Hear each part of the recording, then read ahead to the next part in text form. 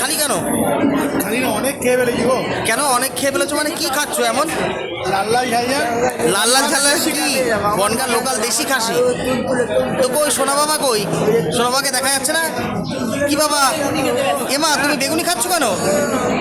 এদিকে বাবা খাচ্ছে হচ্ছে মাটন, আর তুমি খাচ্ছ কি? মাটন খায় না? আচ্ছা।